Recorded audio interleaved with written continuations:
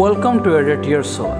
آج اپنی ہدایت و رہنمائی کے لیے دیکھیں گے کلسیوں 13 باب کی پہلی آیت۔ اسی نے ہم کو تاریکی کے قبضہ سے چھڑا کر اپنے عزیز بیٹے کی بادشاہی میں داخل کیا۔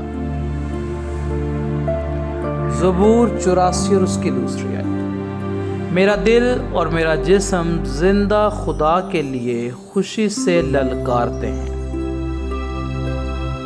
زبور 36:9۔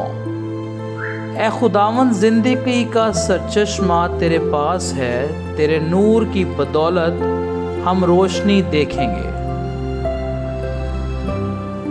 حزقییل 12:25۔ خداوند فرماتا ہے، میں خداوند ہوں، میں کلام کروں گا اور میرا کلام ضرور پورا ہوگا، اس کے پورا ہونے میں تاخیر نہ ہوگی۔ امثال 15:6۔ صادق کے گھر میں بڑا خزانہ ہے، پر شریر کی آمدنی میں پریشانی ہے۔ یوحنا 20:5۔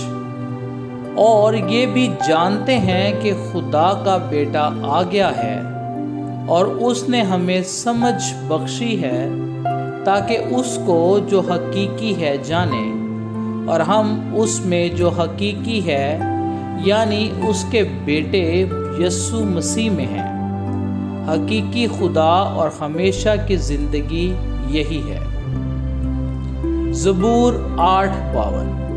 لیکن میں تو خدا کے گھر میں زیتون کے ہرے درخت کی مانند ہوں، میرا توکل عبدالآباد خدا کی شفقت پر ہے۔ مکاشفہ 10:22۔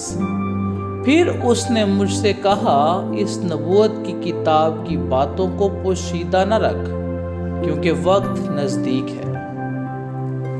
دانییل 6:27۔ وہی چھڑاتا اور بچاتا ہے، اور آسمان اور زمین میں وہی نشان اور عجائب دکھاتا ہے۔ اسی نے دانییل کو شیروں کے پنجوں سے چھڑایا ہے۔ خداوند کے زندہ پاک کلام کا پڑھا اور سنا جانا ہم سبوں کے لیے باعث برکت ہو، آمین۔